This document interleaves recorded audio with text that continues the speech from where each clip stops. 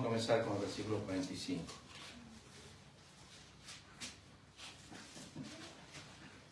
Dice así.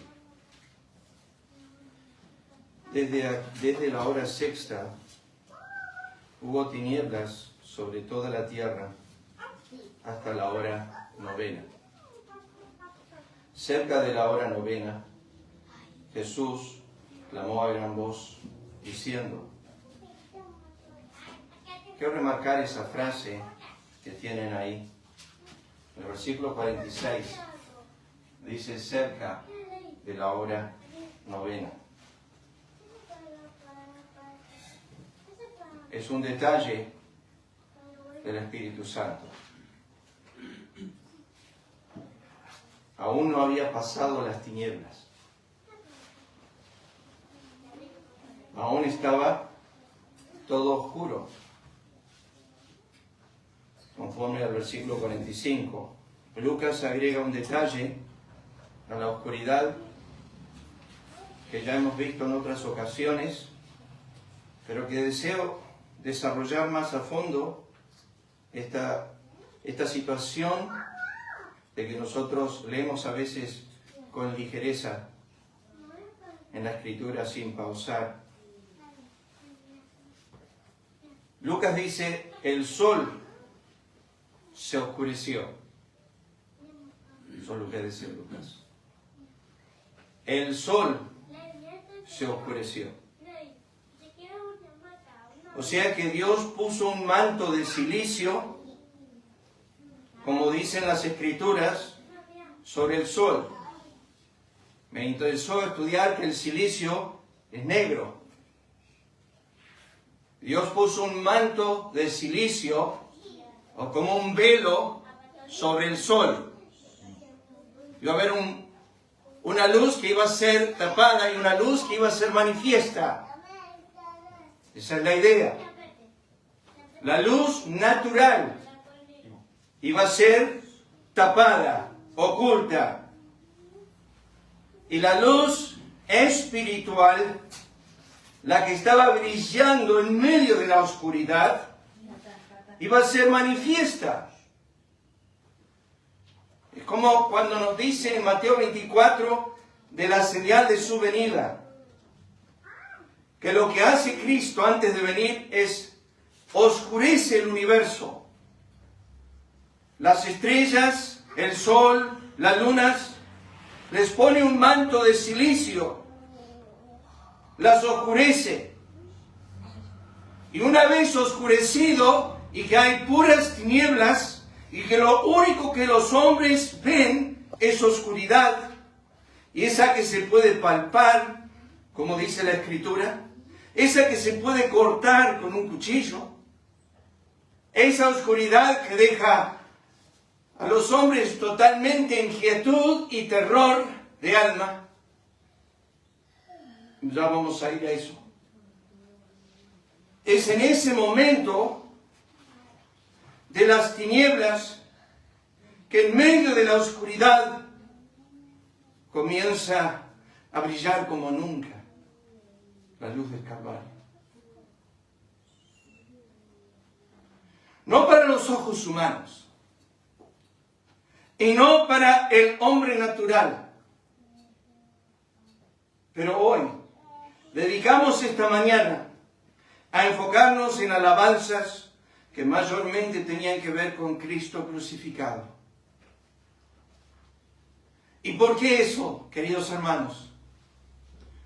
Porque ese es el lugar, es esa obra que nos ha traído a la contemplación de Dios, a que su brazo ha sido expuesto, a que su gloria ha sido revelada.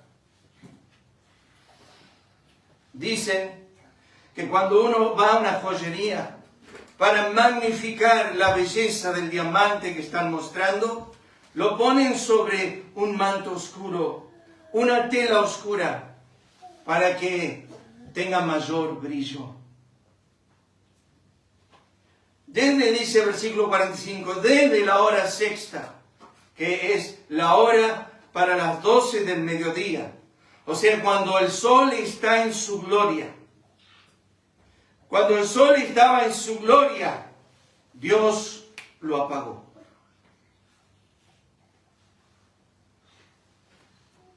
Que conforme al doctor Phillips, es el primero de los 5 o 6 o 7 milagros que suceden en esas 6 horas de la cruz. El primero es se oscurece el sol. El segundo es se raja el velo de arriba abajo. El tercero es la tierra tiembla, hay un terremoto. El cuarto es las rocas se parten a la mitad. El quinto es se abren los sepulcros. Si quieren, el sexto es el centurión. Y los soldados que crucificaron a Cristo, en ese momento, viendo lo que estaba pasando y los hechos alrededor del Calvario, se arrepintieron. Y si quieren, el séptimo, o para mí el milagro de milagros, está asociado a una sola frase. Cristo, el autor de la vida, expiró. Nadie dijo me quita la vida. Yo de mí mismo me la doy, me la quito y me la vuelvo a dar. Los soldados romanos y aún Pilato se sorprendieron de que cuando llegaron a la cruz él ya estaba muerto. Y cuando llegaron a quebrar las piernas del primer homicidio, del primer ladrón, dice la Escritura que bueno, él estaba vivo aún. Y luego el segundo, y cuando llegaron a Cristo no le quebraron las piernas, que era la forma de matarlos en la crucifixión. Ustedes saben que se morían de asfixia. No podían apoyarse.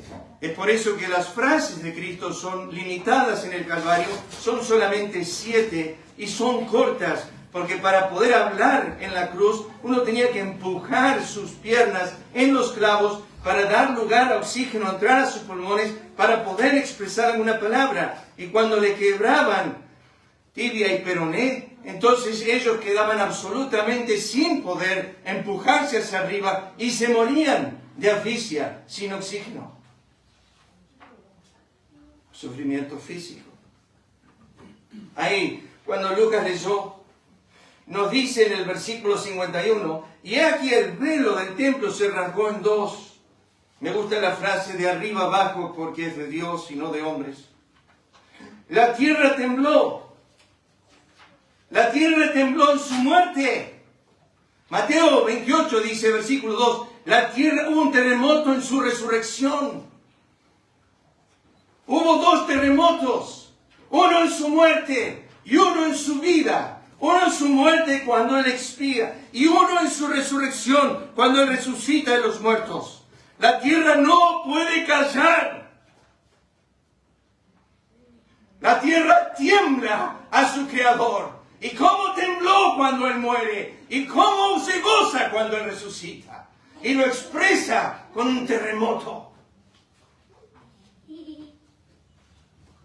Dice versículo 51, la tierra tembló, las rocas se partieron, se abrieron los sepulcros y muchos de los cuerpos de los santos que habían dormido se levantaron y salieron de los sepulcros después, detalla a mirar, de la resurrección de Cristo.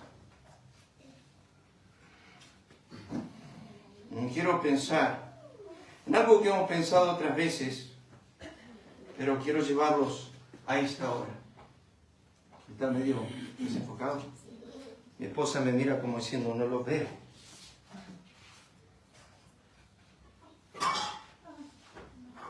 Perdón que esté torcido, pero no sé cómo corregir eso cada vez. La hora de las tinieblas. Hoy vamos a pensar un poco en eso. Lo he enseñado otras veces, pero esta vez con algunos nuevos pensamientos. Primero y principal, las plagas y el Sinaí. Cuando se ven las tinieblas de Dios. En Éxodo capítulo 10, ¿ustedes se acuerdan cuántas plagas hubo en Egipto? A ver, clase. Medio fácil esto. ¿Cuántas plagas hubo en Egipto? De parte de Dios. ¿Alguien está diciendo? Lucas. 10 plagas. Me resultó interesante que la 9ª plaga, la 10ª plaga, ¿cuál es? Perdón. La muerte de los primogénitos. ¿Y la plaga número 9? Las tinieblas. ¿Lo estás leyendo ahí, Lili? No. No vale leer. ¿Saben que es tan interesante cuando estudiamos las Escrituras los paralelos inspirados de Dios? Los detalles que Dios guardó. Que la anteúltima plaga en Egipto fue tinieblas. Y que después de las tinieblas vino muerte.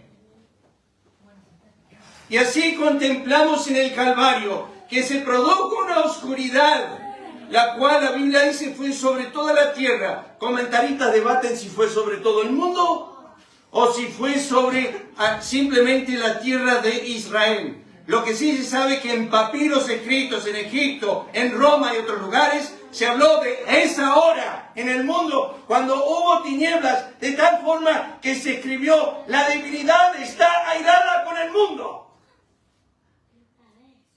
Eso fue lo que se escribía en los lugares ajenos al Calvario.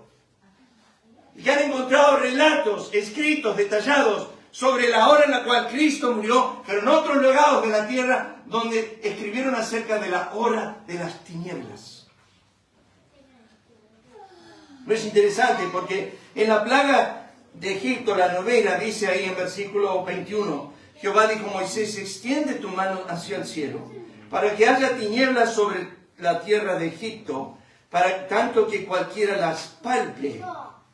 Y extendió Moisés su mano hacia el cielo, y hubo densas tinieblas. Nos ha pasado a nosotros muchas veces estar al mediodía, cuando de repente se oscurece el cielo, de tal forma que desaparece todo tipo de luz. Y la oscuridad esa y las tinieblas esas nos llevan a un poco de miedo.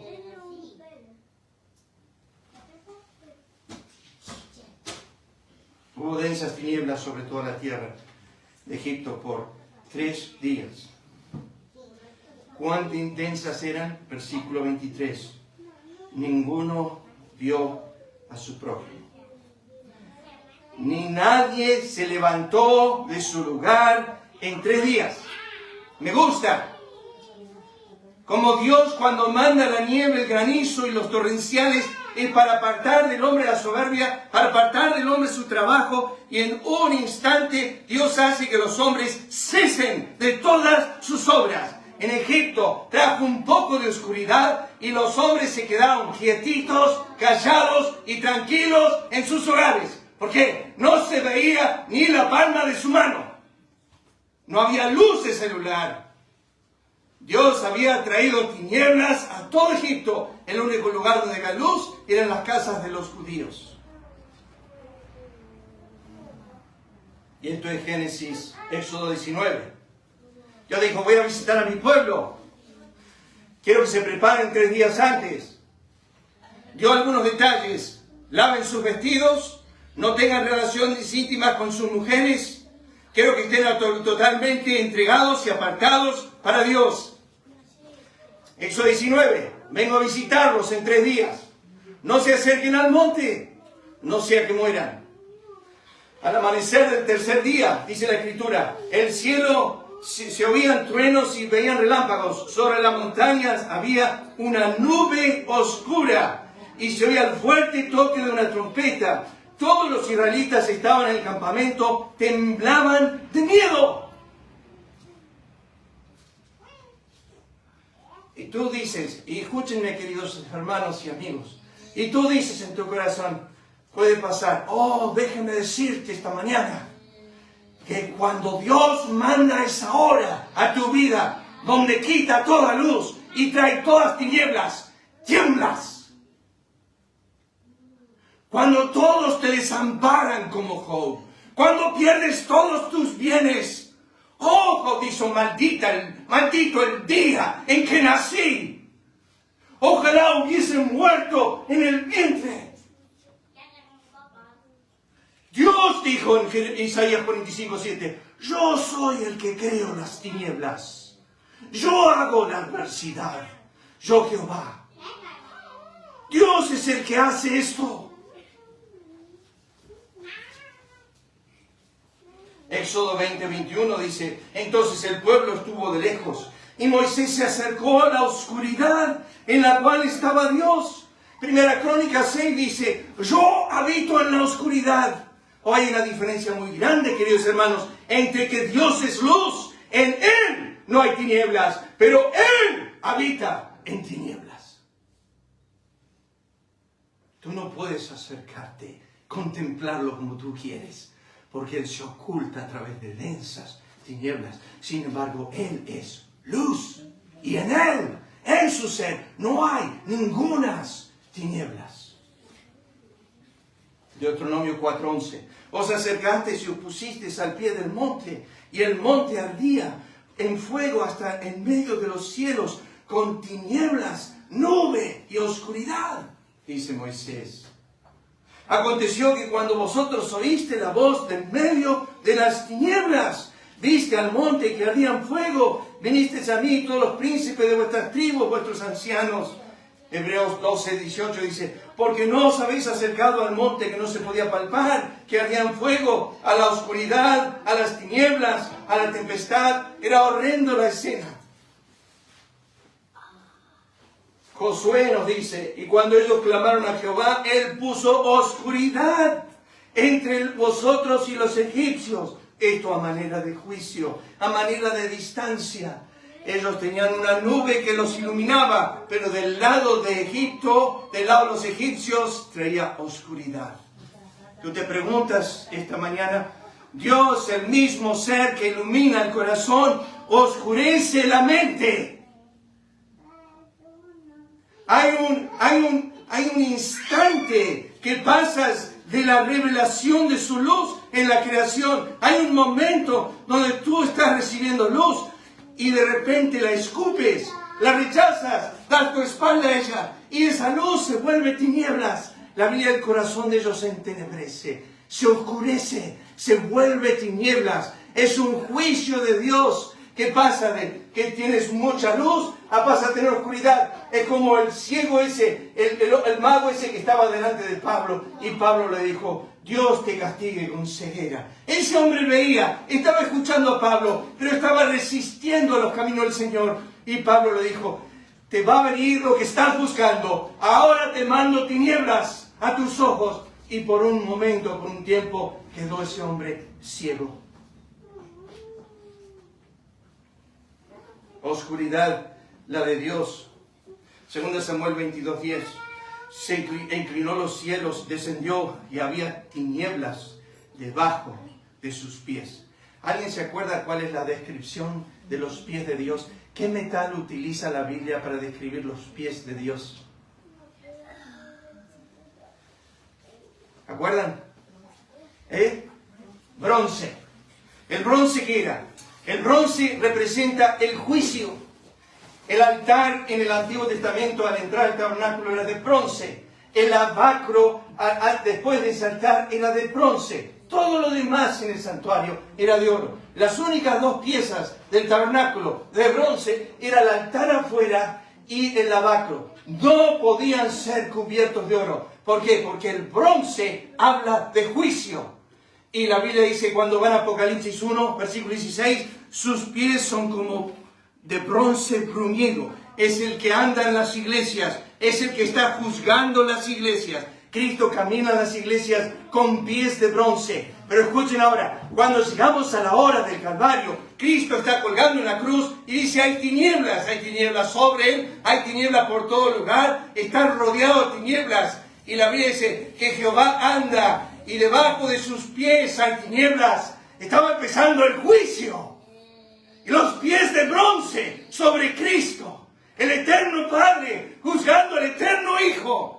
Y la diferencia entre sus pies y el Hijo era lo que dice aquí 2 Samuel 22:10.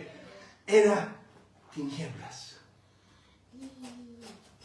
Salmo 27:2 dice, nubes y oscuridad alrededor de Él. Justicia y juicio son el cimiento de su trono. Horas de tinieblas para los justos. Cuando esperaba yo el bien, entonces vino el mal, dice Job. Y cuando esperaba la luz, vino la oscuridad.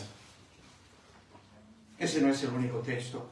Pienso siempre en Isaías 50 versículo 10, que dice, si andamos en tinieblas y no tenemos luz. Pero pienso en Lamentaciones 3, versículo 2, los guió no en luz, sino en tinieblas.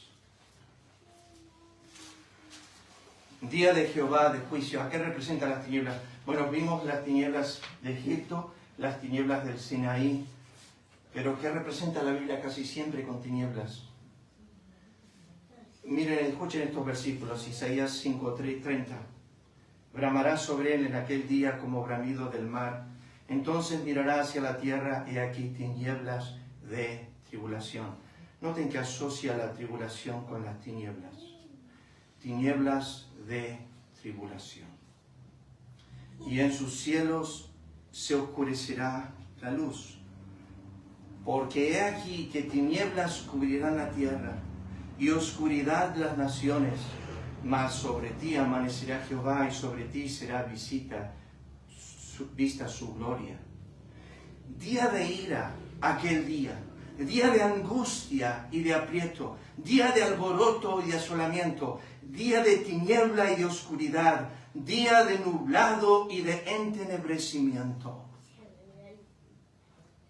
Cada vez que miramos las tinieblas en la Escritura, están asociadas a esta situación. Juicio. Isaías 8:22. Mirarán a la tierra aquí tribulación y tinieblas, oscuridad y angustia, y serán sumidos en las tinieblas. Por esto se alejó de nosotros la justicia y no nos alcanzó la rectitud. Esperamos luz y aquí tinieblas, resplandores y andamos en oscuridad. Día de tinieblas y de oscuridad, día de nube y de sombra. Como sobre los montes se extiende el alma, así vendrá un pueblo grande y fuerte, semejante a él no lo hubo jamás, ni después de él lo habrá en años de muchas generaciones. El sol se convertirá en tinieblas, la luna en sangre, antes que venga el día grande y espantoso de Jehová. Buscad al que hace las Pléyades y el Orión, y vuelve las tinieblas en la mañana, y hace oscurecer el día como noche. El que llama las aguas del mar y las derrama sobre la faz de la tierra. Jehová es su nombre. Y acá viene Mateo 27:44. El siguiente versículo, perdón. Ay de los que desean el día de Jehová. ¿Por qué queréis este día de Jehová? Será de tinieblas y no de luz. Y aquí está Amós 8:9. Acontecerá en aquel día, dice Jehová el Señor, que haré que se ponga el sol a mediodía. Y cubriré de tinieblas la tierra en el día claro. Un versículo que profetiza la hora del Calvario. Haré que se ponga el sol. Cubriré de tinieblas la tierra en día claro. En el juicio de Apocalipsis, dice el cuarto ángel tocó la trompeta y fue herida la tercera parte del sol, la tercera parte de la luna, la tercera parte de las estrellas, para que se oscureciese la tercera parte de ellos. O sea, 8 horas de luz. Usualmente tenemos 12 horas en el día y 12 horas en la noche, dijo Cristo. Ahora vamos a tener, en ese día de juicio, habrá solamente 8 horas de luz. Apocalipsis dice, el quinto ángel derramó su copa sobre el trono de la bestia y su reino se cubrió de tinieblas y mordían de dolor sus lenguas. Y ahora viene tinieblas en qué otro lugar. No hay tinieblas en juicio, hay tinieblas en Sinaí, hay tinieblas en Egipto, hay tinieblas en la vida de los creyentes, pero hay tinieblas en el infierno. El castigo eterno, el lago de fuego. Me gustó esta referencia mientras estaba buscando la concordancia. Me tropecé con este texto que nunca había visto antes. Job 40:13. Encúbrelos a todos en el polvo. Eso es muerte. Encierra sus rostros en la oscuridad. Eso es el infierno. El hombre se burla, se ríe, se mofa. Cuando uno va a darle literatura, a hablarle de Cristo, la gente dice, no, yo quiero ir al infierno para estar con mis amigos, para tener farra, para tener sexo, para jugar las cartas, para chupar, para fumar, Uno piensa, vamos a estar con todos. Cuando alguien muere, es tan interesante esto, pero cuando alguien muere, se produce en un velatorio un silencio casi, perdón la expresión, mortal. Uno llega a ese velatorio y nota que las almas de las personas tienen poco o nada para decir, y los que están sufriendo la pérdida del ser querido están alrededor en silencio, derramando lágrimas, y la gente alrededor no sabiendo qué decir. Porque es una hora de oscuridad. El alma que pierde un padre, un hijo, una esposa, un esposo, se oscurece. Queda en la oscuridad de la soledad. Queda como Job. Mis íntimos se alejaron de mí. Mis siervos me menosprecian. Mi esposa no se me acerca. He quedado en las tinieblas de la soledad. Y si hay algo que la oscuridad de la cruz nos revela, es que en esa hora Cristo quedó totalmente solo. Pero solo. Ni su padre, que lo acompañó por 33 años, lo acompañó en esa hora. Mateo 8:12, mas los hijos del reino serán echados a las tinieblas de afuera. Allí será el lloro y el crujir de dientes. Mateo 22:13, medio que Judas Iscariote se acostumbró. ¿Se acuerdan? Cuando estaba a punto de entregar a Cristo, estaba en el aposento alto y estaba hablando con Jesús. Y Jesús lo miró y dijo, lo que vas a hacer, hazlo pronto. Y se levantó de la mesa y salió y empezó a bajar, dice Wiersbe, las escaleras del aposento alto. Y se escuchaban sus sandalias mientras iba bajando, era de noche. Nunca más vio la luz del día. Nunca más. Descendió desde el aposento alto a las tinieblas eternas. No lo sabía. No sabía que esas eran sus últimas horas. Lucas nos dice que está asociado a los demonios. Última frase de este texto. Mas esta es vuestra hora y la potestad de las tinieblas. No sé, querido creyente, si has jugado a la magia negra. O te asocias a algún curandero. O a los hechiceros de este mundo. O a algún juego de espiritismo. O al juego de la copa. O al Ouija board o cualquiera de esos juegos. La Biblia dice que los que participaban de eso en el Antiguo Testamento eran llevados a la muerte. La Biblia dice que esto es las tinieblas. Es parte de la oscuridad. El diablo ronda en las tinieblas. Es su potestad. Es el príncipe, la potestad del aire. Opera en las tinieblas. Son las huestes de las tinieblas. Es parte. Él no va a ser sorprendido con el infierno. Es parte de su naturaleza. Segunda de Pedro 2:4, porque si Dios no perdonó a los ángeles que pecaron, sino que arrojándolos al infierno, los entregó a prisiones de oscuridad. Segunda de Pedro 2:17, hablando de falsos profetas, estos son fuentes sin agua, lluvias empujadas por la tormenta, para los cuales la más densa oscuridad está reservada para siempre. Los otros dos versículos son repetición, pero los vuelve a tratar. Pero ahora vamos a la oscuridad soteriológica. ¿Qué es eso? Es la oscuridad que vemos en el Calvario. La palabra soteriología tiene que ver con salvación. Comenzamos con Génesis 15:12, cuando Dios hace un pacto con Abraham y le pide partir los animales, iban a pasar por el medio. Así se hacían pactos entre la sangre de los animales, se abrían al medio y caminaban las dos partes entre los animales para establecer un pacto. Fíjense lo que dice Génesis. Mas a la caída del sol sobrecogió el sueño a Abraham, y aquí que el temor de una grande oscuridad cayó sobre él. Y fue en la oscuridad cuando Abraham dormía que Jehová pasó entre los animales y hizo un pacto con Abraham que él no había establecido ni él había obrado. Era absolutamente incondicional, pero se forjó, se formó en la oscuridad. Desde la hora sexta hubo tinieblas sobre la tierra hasta la hora novena. Marcos dice lo mismo. Lucas dice lo mismo con un agregado. Todos los comentaristas están de acuerdo con esto, que desde la hora sexta hasta casi la hora novena, ni hombre, ni mujer, ni niño, ni nadie en Jerusalén, ni Cristo habló. Hubo silencio por 3 largas horas. ¿Por qué? Mateo, escuchen cómo empieza el silencio de Cristo.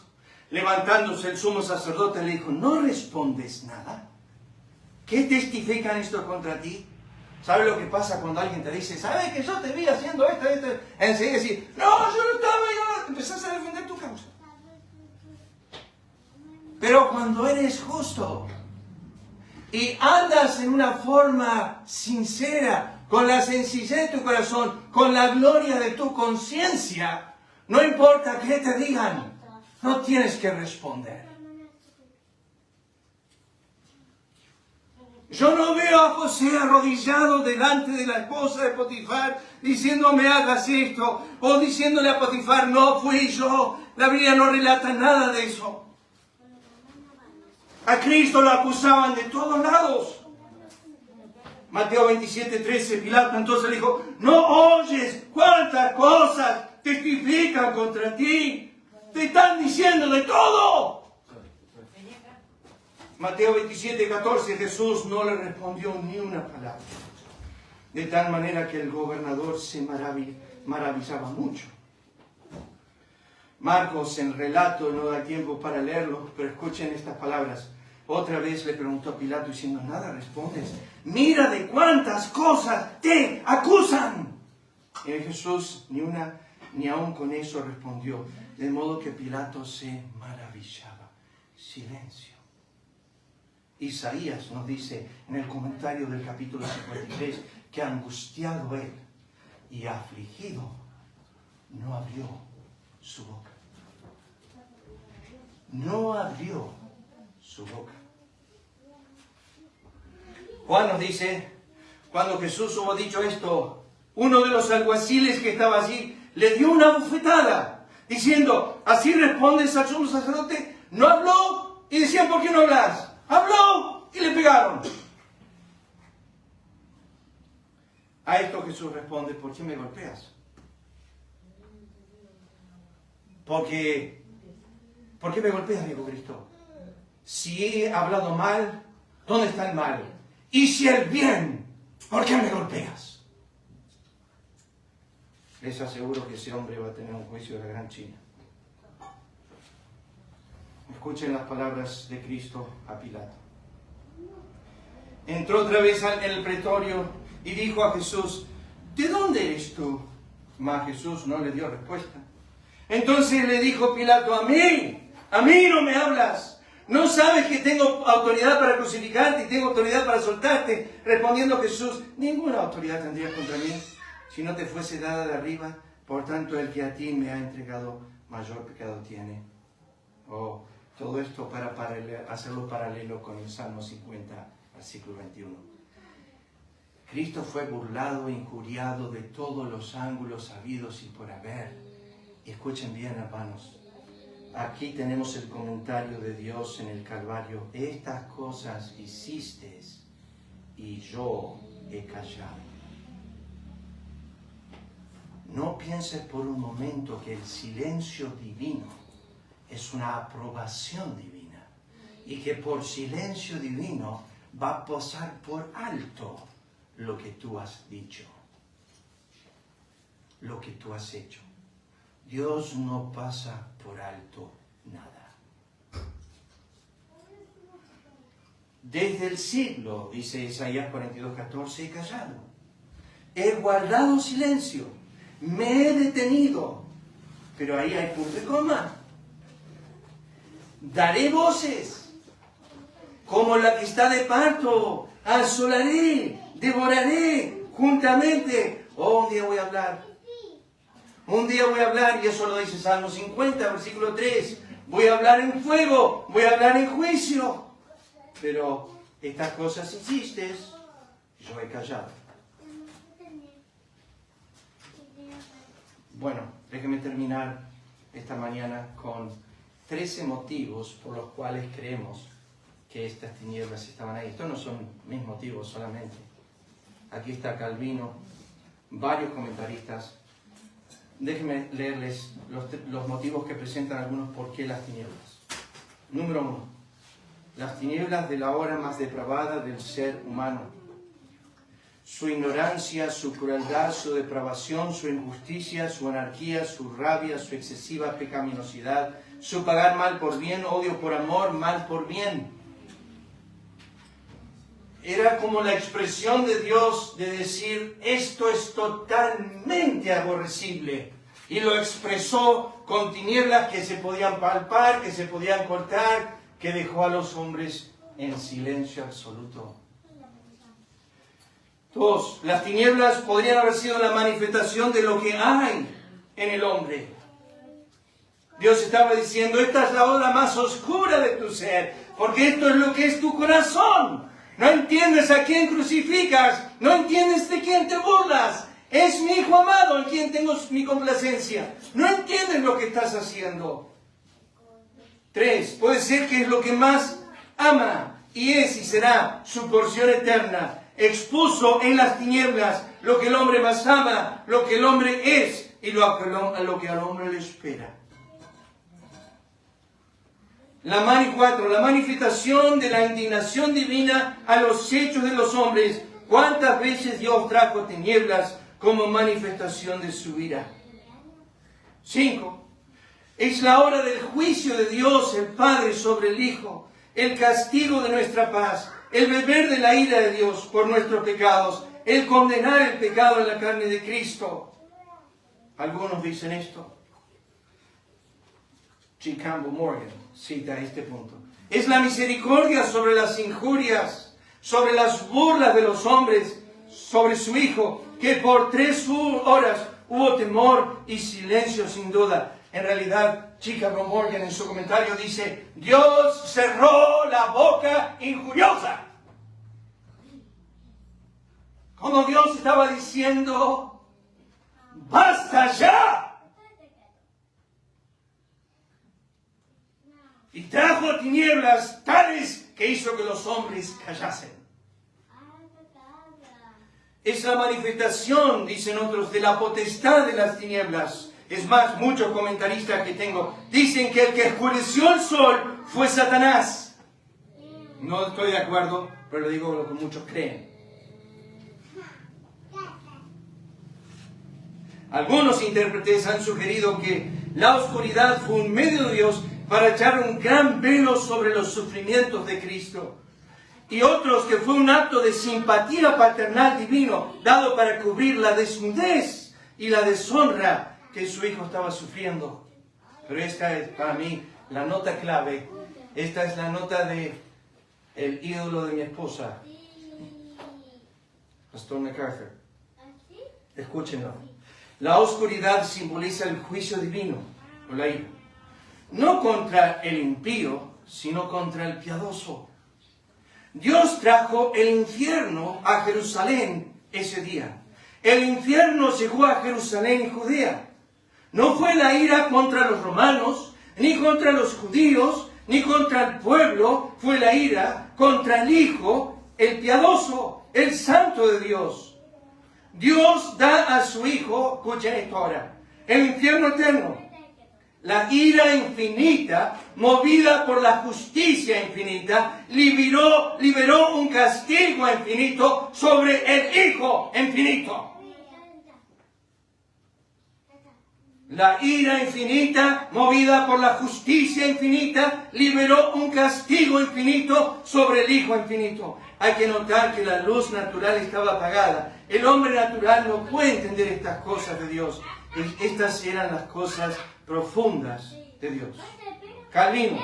Algunos comentaristas piensan que la muerte de Cristo, Dios la envió oscuridad como marca de detestación, como si Dios, al traer la oscuridad sobre el sol, ocultara su rostro de contemplar el más negro momento de todos los crímenes. Otros dicen que el apagar el sol visible señalaba la muerte del sol de justicia. Otros optan por referirse a la ceguera de la nación de Israel. Y esto es verdad. Israel rechazó la luz enviada del cielo. Y Dios sentenció a Israel con tinieblas para el resto de los miles de años. Les trajo Romanos 11, oscuridad. Y la oscuridad del principio del Calvario fue un testimonio de que Israel había rechazado la luz y por tanto lo que le pertenecía era tinieblas. Tú te vas de la verdad, vas a la mentira. Tú te vas de la luz, vas a las tinieblas. No lo dudes. Pero, como último, esto es Isaías 45:3, perdón. Yo te daré los tesoros de la oscuridad, las riquezas de lugares secretos, para que sepas que yo soy el Señor Dios de Israel. Si tú tienes que buscar oro, está a 70 kilómetros de profundidad, dice la ciencia. Es una línea muy fina en la capa terrestre, la corteza terrestre. Pero está tan difícil de llegar. Por eso es tan caro. Porque es un metal precioso, costoso para obtener. Porque se forja en las tinieblas de las profundidades de la corteza terrestre. Si tú quieres encontrar un diamante, tienes que ir unos 70 kilómetros más que el oro. Se forja a los 140 kilómetros y hasta dicen hasta los 190 kilómetros en la profundidad y se forja por alta temperatura y presión. La preciosa piedra del diamante se forma en la oscuridad en alta presión. Y si tú, anoté acá abajo, déjenme pasar, quieres buscar una perla, tienes que inundarte a lo profundo, donde están los músculos, que la tienen adentro, porque un enemigo ha entrado, y la perla no es otra cosa que un ataque al enemigo, y que se va formando, y que le tarda al músculo 10 años. 10 años en formar una perla. Déjenme decirles esto, hermanos. En las tinieblas del Calvario se estaba forjando la preciosa salvación de tu alma, cuyo diamante, perla y oro nunca vas a entender.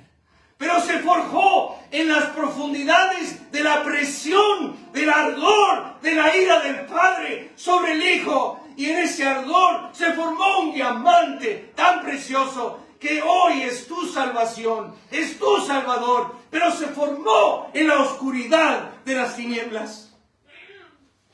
Es ahí donde Dios forjó tu salvación. No en la luz, sino en las tinieblas. Y cerca de la hora novena, casi cuando se disipaban las tinieblas, se escuchó en medio del silencio la voz del Salvador decir en el silencio: mi Dios, ¿por qué me has desamparado?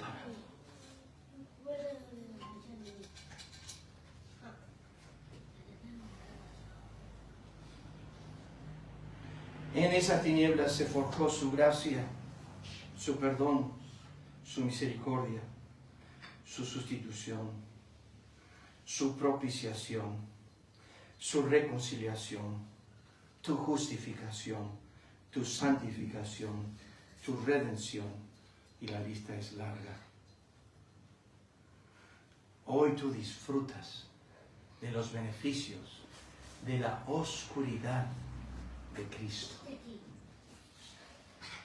Él fue bautizado en oscuridad para que tú puedas un día, eternamente y para siempre, disfrutar de su luz.